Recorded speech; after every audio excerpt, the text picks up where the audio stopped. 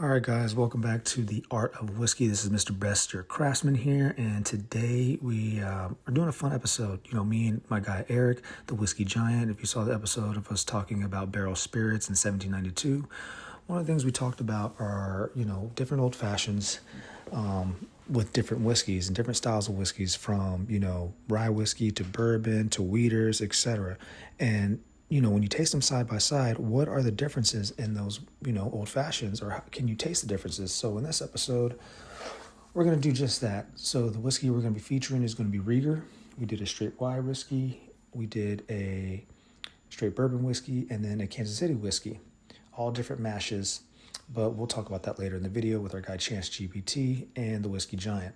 That being said, I'm doing a traditional old fashioned. Now, traditionally, we'll talk about that here in a little bit, but in this case, what we're going to do is I'm just going to walk you through a simple recipe.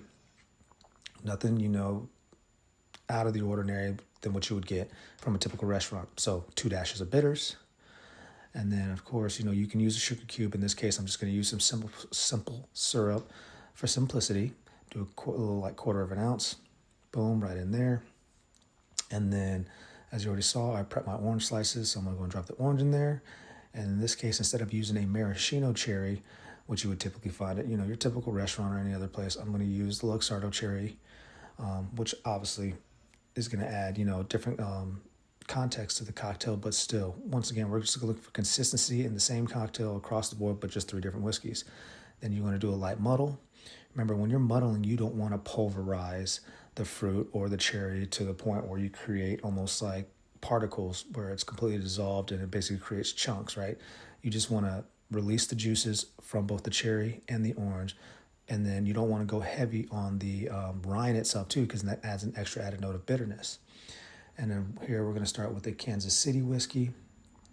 And then, of course, all I'm going to do after that is make the same cocktail 2 more times, but with the other 2 different styles of Rieger whiskey.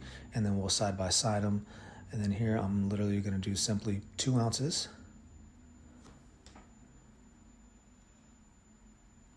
And then after the 2 ounces, we'll then add our ice and then go from there. Of course, we'll do a nice light stir. But once again, this is your simple old-fashioned that you can typically get at most restaurants, that's made consistently the same way. Now, everybody has their own variations to a degree. I have another iteration called the man's best friend, but that's not what we're making here. So you see I added the ice, and then I'll go ahead and give it a stir. Usually I do about good 20 stirs per se. If you want to count them, you can, but on average around 20. After that, of course, you're going to add big cube to all the glasses. Anytime you do little cubes in an old fashioned, it has a tendency to dilute faster. So remember, you want slow dilution, because at the end of the day, all you're going to do is you're going to take away from the flavor profile of the whiskey. And in this case, if you do little cubes, especially with these whiskeys that are all less than 100 proof, I think they're like 90 proof and less, you don't want to dilute it anymore, because then all you're going to do is it's going to taste like a watered down cocktail versus you actually being able to taste some of the whiskey that complements the actual cocktail itself.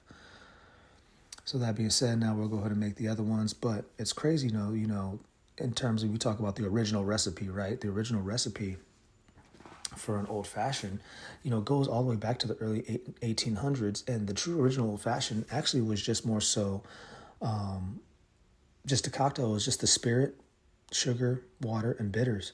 And that's it. No, they didn't add the soda. They didn't add the orange or any of the fruit yet. It wasn't even called an old fashioned originally. Actually, it was just called a cocktail. Now, mind you, when they started doing the actual, cocktail thing, all they did was, it was for any spirit, whiskey, rum, brandy, or gin could be used realistically. So from there, fast forward, early 1900s, people started, overloading it with all kinds of stuff in terms of the cocktail, with all different types of liqueurs and vermouths and fruits and stuff and techniques. So people started just asking, I just want the cocktail made the old-fashioned way, hence the name old-fashioned. And that's like the late 1800s, early 1900s, and that's when they eventually started adding all the extra stuff. But that being said, stay tuned. Keep it whiskey as we jump in here with our guys talking about the different styles of whiskey. All right, guys, welcome back to the Art of Whiskey. Got the guys here. What we're going to do here, me and Eric actually talked about this in terms of the old fashions and doing various different styles of whiskeys in the same old fashioned, right? Yep. But just tasting them across the board. So we got Rieger here, and it's Kansas City based whiskey. And I asked Chance if he knew anything about it, my man Chance GPT over here, if he knew anything about Rieger, and you actually don't know much about it, right? I don't know a lot about it. I have heard of it. Okay. But I haven't experienced it. I don't know a lot of history on it, to be honest. Gotcha. Well, I'm a Kansas City native, and when I first saw it, I didn't realize I used to pour this all the time, not realizing what it was at the time. And then now it's here, so I was like, oh, this would be very interesting. Definitely tried it. I have my opinion. Definitely let these guys try to get their opinion on it, and then we'll do that in another episode. But right now, we need to hit these old fashions before they die because they've been over here getting a little diluted here. So we're going to do a little taste. We don't have to do these blind, but we're just going to go down the line, and I want to taste the difference in terms of the whiskey and the old-fashioned, if it makes that big of a difference.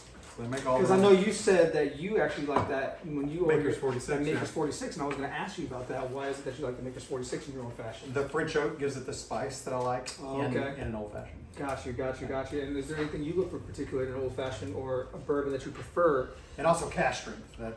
Because a lot of times they'll do 80 proof in old-fashioned. Yeah, and it's already... And then you're adding water and everything. Yep, and it's already low in proof, exactly.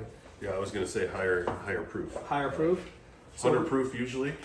Whether I use, a lot of times I'll use what we had out here earlier. Yeah. Early Times 100 or Old Forester 100, either bourbon or rye. Okay. But one of the best ones I think is Old Grandad 114. Oh, okay. Gotcha. So to stand up to it. And it's spicy for a bourbon. Yeah, it's a good high rye. So we got Rieger here. We got the Kansas City whiskey, which is extra fine. The proof on this one is 92, so that's this one right here. Then we got the straight rye whiskey, which is in the middle. Spicier. Spicier, right? Yeah. So the rye whiskey, which is a sweet mash, and what is a sweet mash exactly, Chance? So sweet mash means that they don't use any of the old distillate or the old grains. Okay. And they're making the next one. It's harder to do sweet mash than it is to do sour mash. Sour mash uses the old grain and it makes the enzymes react quicker. Sweet mash is a complete clean process and start over every time. Gotcha. It's much more difficult and more expensive to do. I was about to say, it sounds like it's a little more pricey if they have to restart the process every single time. And this one's a 90 proof. Yeah, and I'm assuming small distillery, probably pot stilled, or either It said it was a combination of both. hybrid. Yep, it was a combination of both, yeah. That makes sense. Yep, and then this one's the straight bourbon whiskey, and then this one's also 90 proof. So the highest one was actually the... Do you know is there a reason for that, Chance? Based on the size of the distillery, pot stilled versus column? Yeah, column stills are made For volume? They're super efficient, but they're made to run 24/7. Gotcha. And if you're a small distillery, if you run 24/7, you're going to have more liquid than you know what to do. Correct. Pot stilled batch. Yeah, pot still you can batch it, stop it, start it, all that kind of thing. Makes sense. Also, pot stills are going to have a lot more of the conjugars or the strange little tasting things that make a whiskey unique. Column still, by its name, is literally meant to strip out all of those. Because of the 40 different plates or whatever they're in there, it's more purified? Is that a fair way? It's a more pure whiskey going into the barrel. Now, the barrel's always going to influence it more than anything. But if you have conjugars going into the barrel, they're going to react to the wood differently than non-conjugars. So what are your guys' thoughts of going across the board? Which whiskey would you prefer? And I know you guys already said what you guys prefer in your own personal consumption.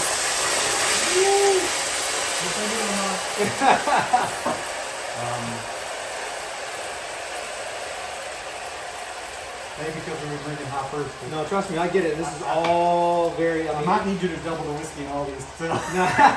Because they taste like bitters and sweet. Yeah. They're very close. Mm-hmm. Yeah.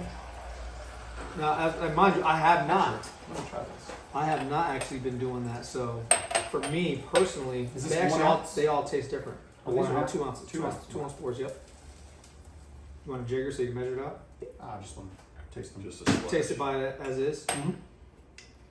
Because I couldn't tell a lot of difference in the mixed drink, honestly. Which maybe means it's great for mixed drinks, maybe means it's not great for. Based on Well, I what think being at that 90 proof too is.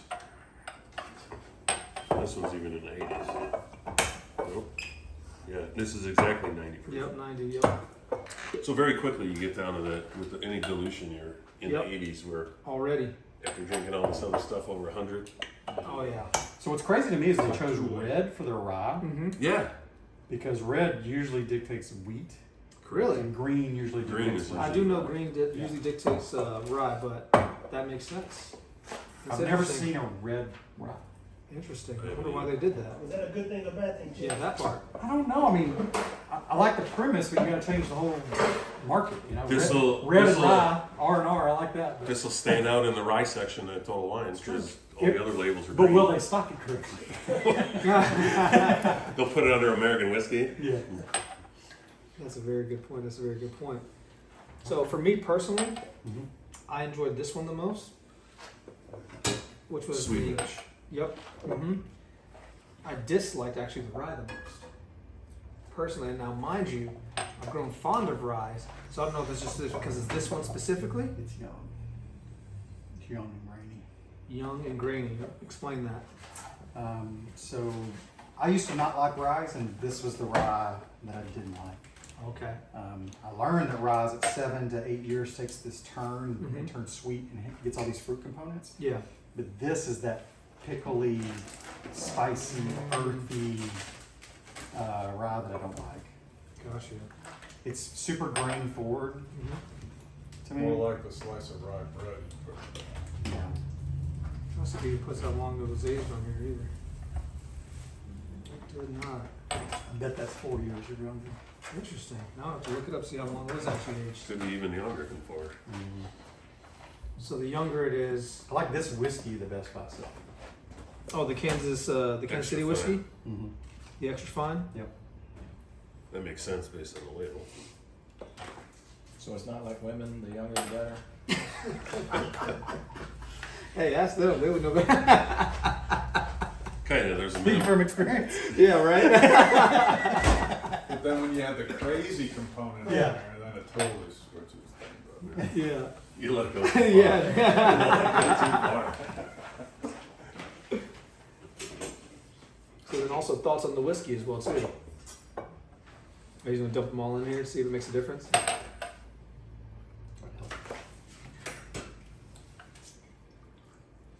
He didn't dump the rye because he didn't like the rye. Yeah, he did. That's better. Only because you can taste the whiskey now. Mm-hmm. And mind you, it probably sat for about a good 10 minutes too. And that's So it definitely, a lot of water definitely diluted. that's the main reason why That's the best one. I like using old granddad one for. And that's right here? Because of the higher proof point? And once that dilution starts setting in, Yeah. it can get down to 100 proof real quick. But I'm sure like these things, like you guys are probably chugging by that point. 300 people said that was in there. Because once it starts getting diluted, it's so easy to drink. You're like, dude, So I, you guys drink super high proof stuff anyways. one bottle. It is, but I try to drink it fresh. So And I'm like, like, I'm only gonna buy mine. like when you bring me, like if I order a Maker's 46 and you bring it to me, You only get one. I'm I gonna only got one. half, and then, Interesting. and then I'll sip the last part. Yeah. There were Because five. the dilution rate is a lot slower. Yeah. less liquid. Hopefully a big ice cube. Yeah. What they call them, I guess. You know, Yeah, no, when you, and the ice cube thing does matter when it comes to dilution because big cube does dilute a little slower Yeah. versus if you do the multiple, The the one moment you drop the alcohol in there, you see the ice instantly Burst. almost melt. Exactly. So yeah, so all it's so fun was going through this process because you learn all these different components, and now that I'm learning more about whiskey as well too, I'm very curious because I've made tons and tons and tons of old fashions, not realizing what I was mixing or what really mattered, why people chose certain things or whatever. They just like you asked the question, or you made the statement when the bartender asked, "Hey, what kind of bourbon you want or whiskey you want?" You're like, "Well, I can What pick can I whatever." have? Yeah. I'm like, "Hey, whatever." And at Del Frisco's, that's how it was. You can have whatever you want. Trust me, we had quite the list. So when people were picking specific things, I didn't think anything of it. Now if I'm like, "Oh man, that's crazy! You're actually gonna do this and this." That's interesting. I wonder why. Yep. So yeah, no, that's what's fun. But you said you like the Kansas City one. I do. Did you pick one? I like that one. Kansas City one as well. So 2 for Kansas City, 1 for the straight bourbon whiskey. Yeah, and I'd say, Actually, I didn't try it again after you. I mean, maybe the dilution helped it or hurt it, but Mhm. I'd say 2.5 maybe on the next one. But Yeah. Because I did 2 on all of these. yeah. And I didn't add much to it. It really changed the profile. Yeah. Mm-hmm. Because they were super similar the first time I went through. 4 parts. But when I Yeah. added just a tiny bit of whiskey, Yep. And there were, I think, earnings. I think that's the hardest part about 4 to 2 to 4. what we're used to drinking is when you get in the cocktail side. Yeah. It Yep. gets Same diluted 3 barrels. very quickly. Yeah. And then all we do is 100%. sweet. Yep. Oh no, Well, I mean, have to trust me, try even the now, other one, like, I tell you. And Lux, I did like you that. use Luxardo? I did not. So I actually made these the traditional method to a Okay. degree, and honestly, the traditional method I did is not even the original method. But I did your simple muddled orange, muddled cherry, Yep. bitters, and then the whiskey, and then actually I didn't even add the soda. Oh. So I did leave the soda out because it was already going to be diluted anyways. So efficiency, matters in a bar, and a lot of times they'll use Luxardo. Mm-hmm. And Luxardo is very strong. Yep, it sure is. It sure is. So It's if like- you don't have the whiskey to match that, yeah. all you're gonna taste is cherry. Yeah, and then even I'm now learning, we have the man's best friend, old fashioned, the variation that I created, and now I'm even thinking like that has to be done with a high proof rye, because it's already is going to be super sweet with the Grand Marnier, the Di Serrano, and even just a dash of that cherry.